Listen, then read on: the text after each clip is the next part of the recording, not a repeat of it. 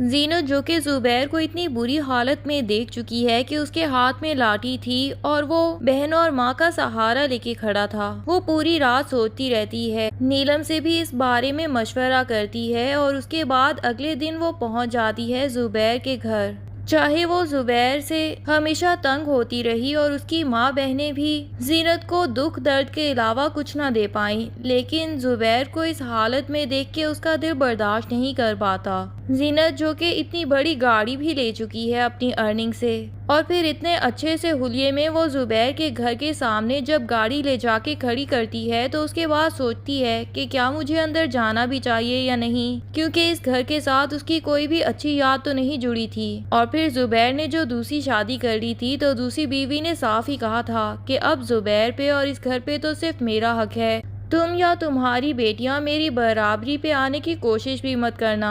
जीनत अभी ये सोच ही रही होती है और गाड़ी से निकल के खड़ी होती है कि पीछे से शुजा आ जाता है, और जब वो जीनत को देखेगा तो पहले तो अपनी आंखों पे यकीन ही नहीं कर पाएगा, लेकिन फिर यकीनन जीनत मामी को सारी की सारी सच्चाई से आगाह करेगा कि किस तरह जुबैर मामू सिर्फ आपको ही याद करते हैं और मुझे दिन रात यही कहते रहते हैं कि मुझे एक दफा जीनत और बच्चियों से मिलवा दो, मैं उनसे अपनी गलतियों की माफी मांगना चाहता हूँ। और किस तरह जुबैर मामू को उनकी दूसरी बीवी जहर पे लाके चली गई, जिसकी वजह से वो अपनी आंखें भी खो चुके हैं और इतनी बुरी जिंदगी गुजार रहे हैं। जीनत शायद अभी तो अंदर नहीं जाएगी और शुजा से ये सारी इन्फॉर्मेशन लेने के बाद वहाँ से चली जाएगी, लेकिन शुजा जब अंदर जाके घर वालों को जीनत के बारे में बताएगा कि किस तरह वो बड़ी सी गाड़ी में बैठ के जुबैर से मिलने आई थी, तो सब लोग यकीन ही नहीं कर पाएंगे। जुबैर की बहनें तो अभी भी जीनत के ऊपर उल्टे सीधे इल्जामात लगाएंगी कि वो इतनी अनपढ़ जाहिल, आखिर उसके पास इतना पैसा कैसे आ सकता है, कोई कारून का खजाना तो हाथ नहीं लग सकता, यकीनन कोई उल्टा सीधा काम ही कर रही होगी तभी इतनी बड़ी गाड़ी ले पाई है। और ये माँ बहनें मिलके शुजा को भी मना कर देंगी कि जुबैर को इस मामले में बताने की कोई ज़रूरत नहीं, बिला वजह ही सारा दिन जीनत के लिए परेशान होता रहता है। अगर सुनेगा कि वो दरवाजे तक आई थी तो उसके बाद तो शायद सारा दिन दरवाजे के बाहर ही गुजार दे, तो शुजा ना चाहते हुए भी मामू से ये बात छुपा के रखेगा। इधर जुबैर है जो कि जिंदगी से तंग आ चुका है, उसकी माँ और बहनें तो उसे खाना भी नहीं पूछती। वो चीख चीख के कहता है कि कोई एक गिलास पानी तो पिला दो, लेकिन कोई उसकी आवाज़ सुनने वाला मौजूद ही नहीं। बिलाखिर खुद ही हिम्मत करके उठता है और जैसे ही चलने लगता है तो उसके पाँव पे चोट लग जाती है और वहीं बैठ के अपनी किस्मत पे फिर से रोना शुरू कर देता है कि किस तरह किस्मत ने उसे एक इतनी अच्छी बीवी से नवाजा था जो हर वक्त उसके आगे पीछे फिरती थी और उसकी खिदमतें कर करके ही खुशी महसूस करती थी, लेकिन ये उसका एक लम्हे के लिए भी एहसानमंद नहीं हुआ, और तो और कभी मोहब्बत या तारीफ के दो बोल तक नहीं बोले। आखिर अब वो जुबैर को क्यों कर याद करेगी, उसने तो पता नहीं कितने मुश्किल हालात अकेले देखे दोनों बेटियों के साथ। अब तक तो जिंदगी में संभल भी चुकी होगी, तो जिसने जिंदगी मुश्किल की थी उसको क्यों याद करेगी। दूसरी तरफ सितारा को भी अपने किए की सजा तो मिल ही रही है। वो ऐसी बनना तो नहीं चाहती थी जैसे कि भाई जी उसे बनाना चाहते हैं। वो उसे कहते हैं कि अच्छी सी तैयार हो जाओ, जो साड़ी मैंने तुम्हें लाके दी थी वो पहन लो, आज मेरे एक बहुत ही अमीर दोस्त के घर जाना है, जिसके घर को देख के तुम्हारी आंखें फटी की फटी रह जाएंगी कि इतने बड़े घर में भी कोई रह सकता है। भाई जी ये तो जान ही चुके हैं कि सितारा दौलत देख के और अमीर लोगों को देख के अपना दीन ईमान भी बदल देती है, तो उसे खुश करने के लिए बड़े बड़े घरों के ख्वाब दिखाते हैं, लेकिन ये नहीं जानते कि सितारा चाहे जितनी भी लालची है, लेकिन उसे अपनी इज्जत इतनी जरूर अजीज है कि वो कोई भी गलत काम करके पैसे कमाना नहीं चाहती। वो अकेली बैठी भी यही सोच रही होती है कि सितारा तुम ये तो नहीं थी जैसी अब बन गई हो, तुम्हारे लालच ने तुम्हें कहाँ किस मकाम पे लाके खड़ा कर दिया है। और फिर उसे याद आता है कि किस तरह जुबैर को उसने फंसाया था और वो इसकी मोहब्बत में इतना गिरफ्तार हो गया था कि अपनी इस्तात के मुताबिक इसे हमेशा खुश रखने की ही कोशिश करता था, उसे होटलिंग करवाता था, अपनी माँ बहनों से भी लड़के उसे वो इज्जत भी देता था जो कि अपनी पहली बीवी को कभी नहीं दी, और फिर इसकी छोटी छोटी फरमाइशें भी पूरी करने की कोशिश करता था और हमेशा अपनी किस्मत के ऊपर रश्क करता था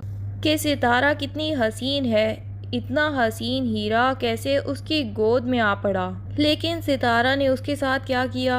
वो तो उल्टा जुबैर को किसी भी तरह अपनी बातों में ले सकती थी, उसकी माँ बहनों के खिलाफ कर देती थी। लेकिन उसने जुबैर की एक ही बात के बाद उसके ऊपर उल्टा तरीका ही आजमाने की कोशिश की और अब वो पछताती है कि काश जुबैर सिर्फ जिंदा होता। वो वापस जाती और उससे माफी मांग के उसके कदमों में गिर जाती और उसे कहती कि सारी जिंदगी तुम्हारी गुलाम बन के रहूंगी, बस मुझे इस जिंदगी से बचा लो। ना तो वो जेल जाना चाहती है और ना ही वो काम करना चाहती है जो भाईजी उससे लेना चाहते हैं। बहरहाल भाईजी के ऊपर भी एक मुश्किल आन पड़ती है और सितारा के सामने ही वो पुलिस इंस्पेक्टर की कॉल सुनते हैं। उसके बाद अच्छे खासे परेशान दिखाई देते हैं और अपने बंदों से कहते हैं कि हमें फौरी यहाँ से भागना है। सितारा से कहते हैं कि मैं जल्दी वापस आऊंगा, तुम तैयार रहना और उसके बाद तुम्हें उसी काम पे लगना है जो कि मैंने तुम्हें कहना है। सितारा ये तो भांप गई है कि भाईजी खुद भी अब पुलिस से फरार होने लगे हैं कुछ देर के लिए,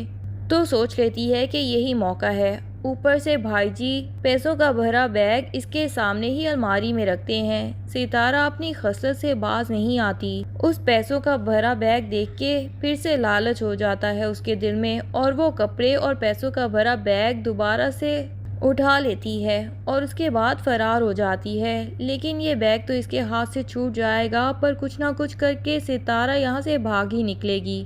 अब ऐन मुमकिन है कि भागते भागते उसका सामना जीनत की गाड़ी के साथ ही हो जाए और फिर जीनत के साथ भी उसने जो बुरा किया था उसके बारे में वो सोच तो रही थी और जीनत को देख के फिर इतनी अच्छी हालत में इतनी बड़ी गाड़ी में देख के हो सकता है कि वो जीनत से माफिया मांगे और उसी से ही मदद मांगे। तब जीनत उसे बता दे कि जुबैर तो जिंदा है, मैंने उसे अपनी आंखों से देखा है और उसके बाद सितारा की जान में जान आए, क्योंकि भाईजी भी तो उसको यही ड्रावा दे रहे थे कि पुलिस उसके पीछे है और उसे जेल में डालना चाहती है। लेकिन अगर उसने जुबैर का कत्ल किया ही नहीं तो उसे पुलिस से डरने की ज़रूरत ही क्या है। अब तो यकीनन वो जुबैर के घर में चली जाएगी और उससे माफ़ी मांगेगी अपने रवैये के लिए। और जुबैर जिसके घर वाले भी अब उसकी कदर नहीं करते तो वो सितारा को ही अपने साथ रख लेगा। एटलीस्ट वो उसकी खिदमत तो करेगी उसकी माँ बहनों से ज़्यादा। सितारा को तो बस एक रिहाई चाहिए। अब दूसरी तरफ ये असलम है जो कि दुकान को दोनों हाथों से जल्द अज जल्द लूटना चाहता है ताकि सिद्रा उसके गले मत पड़ जाए। वो तो सिद्रा के साथ वक्त गुजारी कर रहा था, लेकिन उसने घर वालों को इन्वॉल्व करके इससे मंगनी ही कर डाली और जल्द अज जल्द शादी की तारीख भी तय कर लेना चाहते हैं। तभी वो अपना एक महंगा सा 3-4 लाख का मोबाइल खरीदता है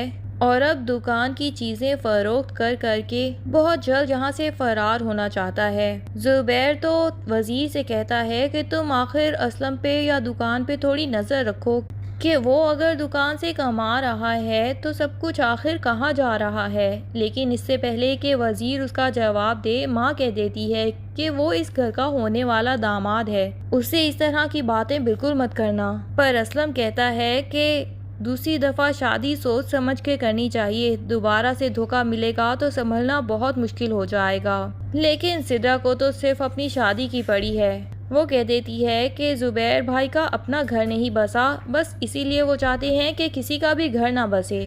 उधर तनवीर भी मलिक साहब और अपनी भाभी को खुद ही बता देता है कि वो नीलम के साथ शादी करना चाहता है। मलिक साहब और उनकी बेगम तो खुद भी यही चाहते थे, लेकिन जब वो सुनते हैं कि तनवीर खुद भी यही फैसला ले चुका है तो वो दोनों बहुत खुश होते हैं और अब जल्द अज जल्द नीलम को इस घर की बहू बना के ले आएंगे।